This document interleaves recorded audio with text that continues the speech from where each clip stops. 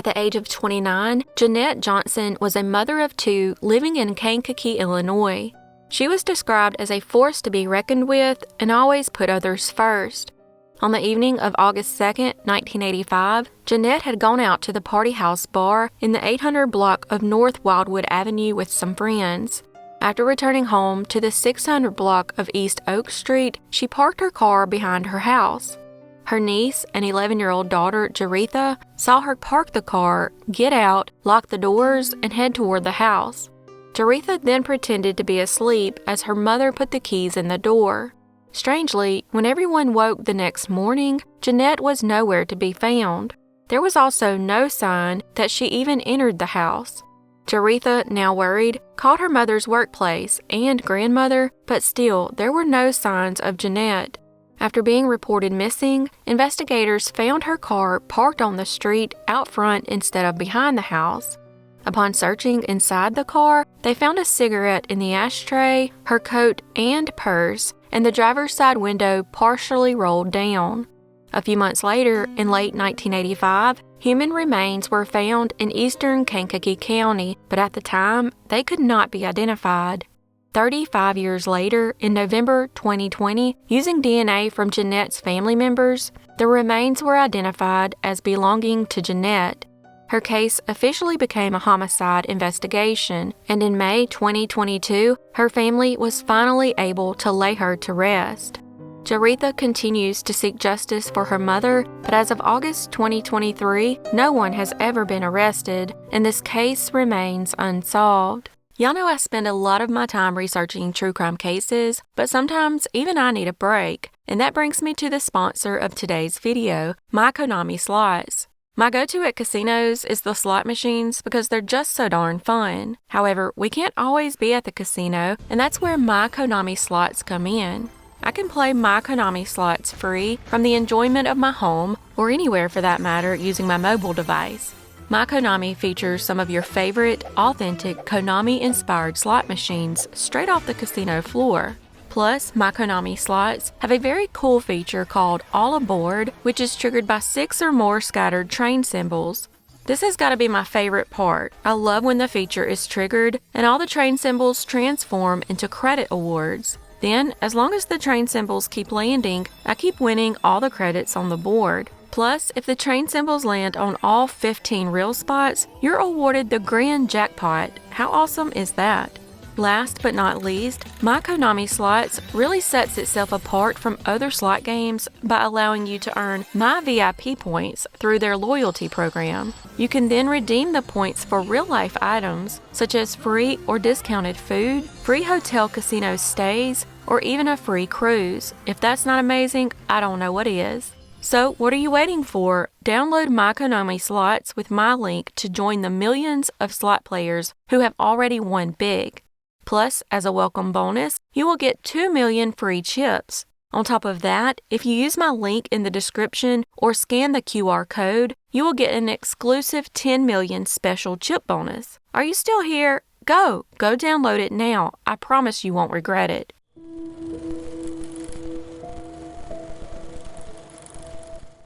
At the age of 20, Kaylyn Pryor lived in Livingston, Illinois, and was a talented model and athlete. Those who knew her well described her as an amazing friend and an all-around good person. In 2013, Kaylyn graduated from Livingston Township High School as a track star and cheerleader. She then went on to Robert Morris College to study paralegal, hoping one day to become a lawyer. One day, Kaylyn entered the Mario Make Me a Model competition held by Mario Tricoci Hair Salons and Day Spas and competed against 500 other aspiring models over several months. Ultimately, she won the competition, beating out the other 500 models. The win was highly publicized and led to her being considered a rising star in the modeling world. Before this, Kaylyn had only thought of modeling as a way to pay for her school. However, after winning, she now considered modeling to be a potential career.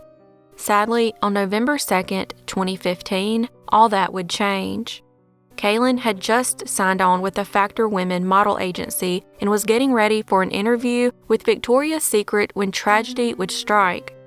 After leaving her grandmother's home in Inglewood, she was on her way to the bus stop in the 7300 block of South May Street, hoping to catch the bus to her home in Evanston. At about 6:20 p.m., a dark-colored SUV passing by opened fire, striking both Kaylyn and a 15-year-old boy who was standing nearby. Sadly, Kaylyn would not survive her injuries, and the boy was rushed to the hospital in critical condition. Ironically, Kaylyn had recently modeled for an anti-violence campaign and even wrote poetry about the issues with violence in the South Side neighborhood where her grandmother lived. In 2017, a reward leading to the arrest in the cold case was raised to $30,000. 6 years after her murder, a street sign was dedicated in her name at 74th and South May Streets. Her father, Alan Scott, said the sign would force people who walk or drive by it to Google his daughter's name to learn about who she was. Sadly, her father had moved the family from Inglewood to Evanston about 20 years earlier to protect his children from the violence on the South Side. Investigators don't believe that Kaylyn was the intended target, but instead was just an innocent bystander. However, as of August 2023, no one has ever been arrested for Kaylyn's murder, and this case remains unsolved.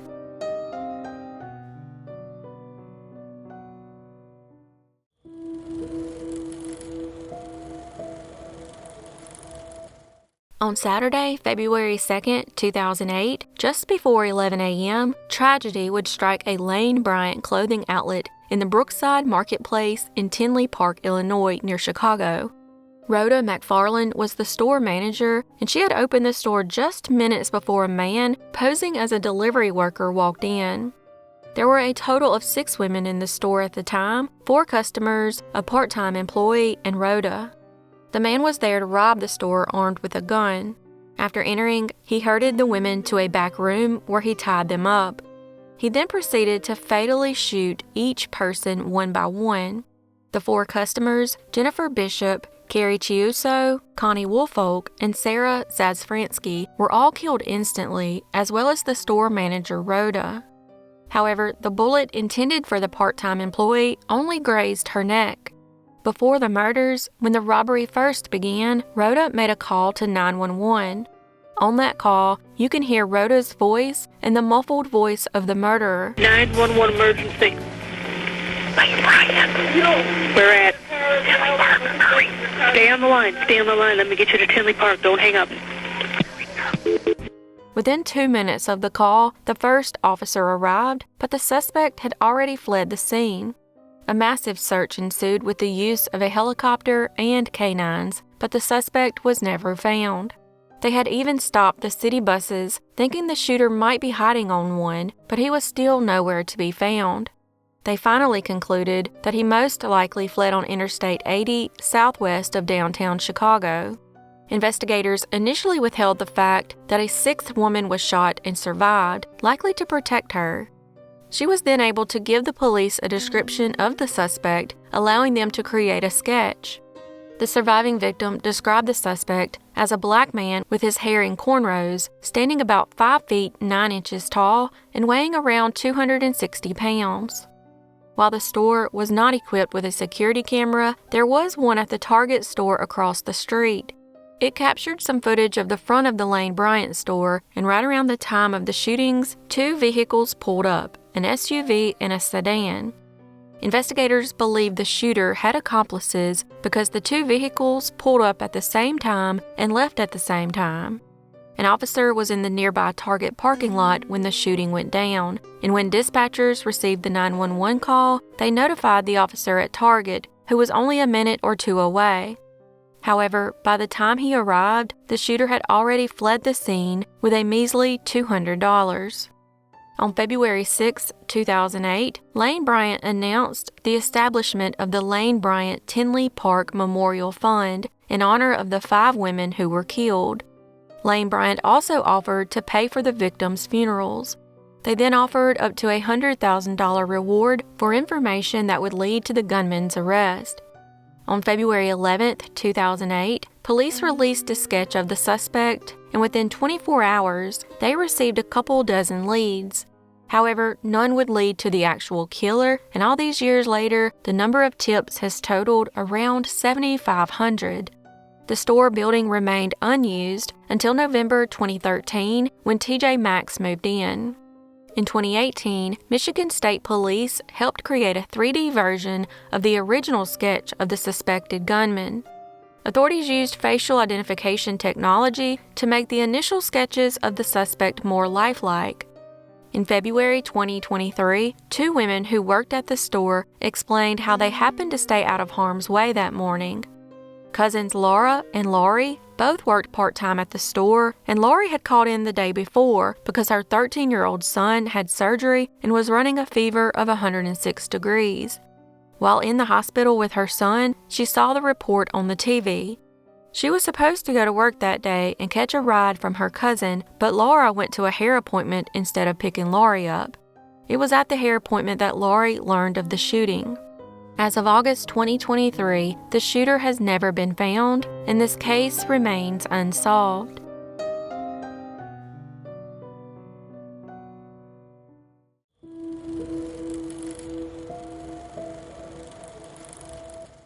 Ryan Lewis Livingston was born on October 29, 1983, to Richard and Denise Livingston in Franklin County, Illinois. At the age of 22, Ryan lived in Carbondale, Illinois, and was the father of a daughter named Hannah. On the evening of July 13, 2006, Ryan attended an outdoor concert at SIUC's Shryock Auditorium. Around 9 p.m., he received a ride to a friend's house on East Park Street, where he stayed for about 20 minutes. He then began walking to his brother Randy's house in the 600 block of North Oakland Avenue, roughly 3 miles away. During his walk, between 10 and 10:30 p.m., two males approached him on West Walnut Street, also known as Highway 13 East, most likely attempting to rob him. Investigators believe Ryan tried to resist the suspect, leaving him stabbed and bleeding to death. When Ryan failed to show up at his brother's house, Randy called his cell phone, and it rang and rang before he finally answered. That's when he told his brother that he had been beaten and stabbed on Route 13. Ryan then faded off, most likely from all the blood loss. Randy then immediately called 911 at 10:38 p.m., but he could not give the dispatcher his brother's exact location, only that he was somewhere on Highway 13. He then went out looking for him and notified their mother. The first officer found Ryan 14 minutes later at 10:52 p.m. lying on the sidewalk near the curb in front of 317 West Walnut Street. A few minutes before, witnesses across the street had seen Ryan in distress and called 911, helping the officer locate him. When the officer found him, he had lost a lot of blood and was going in and out of consciousness. By that time, he was only able to give a brief description of his attackers. He said one was black and wore a hat turned backwards, and the other was also black but had a light complexion.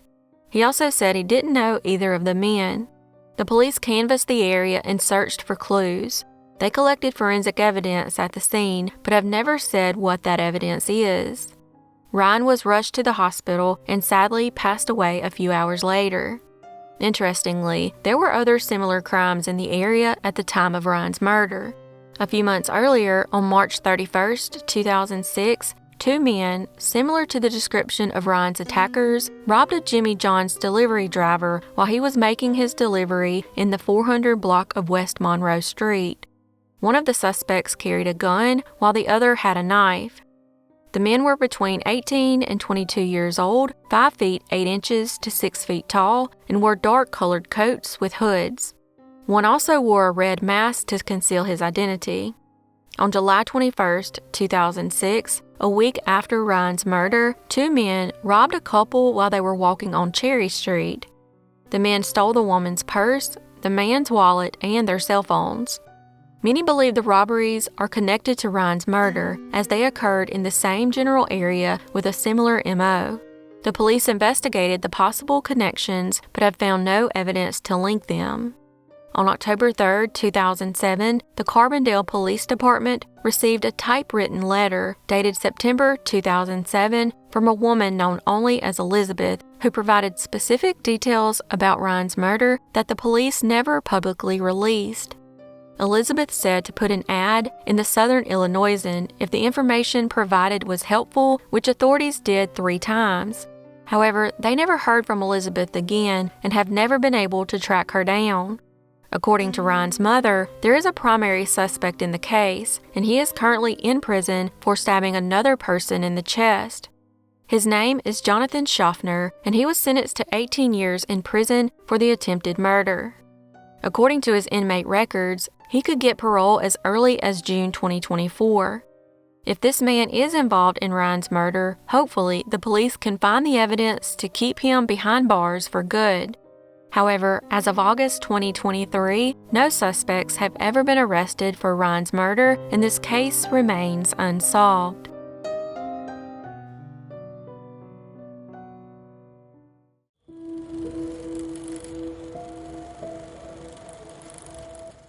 Sherry Lewis and her twin sister Terry were born on April 7, 1964. At the age of 30, Sherry was a successful and much-loved local realtor in her hometown of Decatur, Illinois. She and her sister were said to have such a strong bond that they could finish each other's sentences. On Friday afternoon, August 5, 1994, Sherry planned to meet with her twin Terry and other family members at the annual Decatur Celebration Festival. She told her family that she was showing a vacant house on Finch Drive, a dead-end road in northeast Decatur, to 3 prospective buyers who were all men. Unfortunately, Sherry would never arrive at the festival that day. Her family became concerned and tried calling Sherry's phone, but there was no answer. Once her family was back home, the police arrived before midnight and delivered the worst news of their life. Sherry was found beaten and strangled to death at the vacant home she was showing on Finch Drive. Her body was found by the son of the owner of the property around 8 p.m. that night. When he noticed her car still in the driveway, he decided to go inside, and that's when he discovered her body in the kitchen. During the investigation, Sherry's appointment book held the names of 3 men scribbled next to the time slot 1 p.m. All 3 men were investigated, but none of them have ever been charged. A coworker of Sherry said that Sherry received the call to see that listing the night before she was murdered. The police would obtain the office phone records and determine that Sherry was on a call at 6:11 p.m. with the local hardware store where the name of one of the people in her appointment book worked. This is where things get a little strange. The police claimed that while they could subpoena Sherry's phone records, they could not do the same with the suspects. Also, the sheriff went on TV and claimed there was no reason for Sherry to be at that vacant house, even though there was evidence of the appointments in her appointment book. After hearing this, Sherry's dad went down to the sheriff's office and questioned him about why he was unaware of the information the investigators had.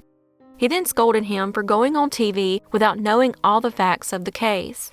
At one point, investigators began to focus their attention on a man who was in jail in another Illinois county on an unrelated charge. It's unclear if the man is still considered a suspect, but Sherry's family no longer believes he's responsible for her death. In 1996, the Association of Realtors, who put up $10,625 for a reward, decided to withdraw the money, much to the dismay of her family. As for her twin sister Terry, she said that when Sherry was murdered, that a piece of her died. Unfortunately, as of August 2023, no one has ever been arrested for Sherry's murder, and this case remains unsolved.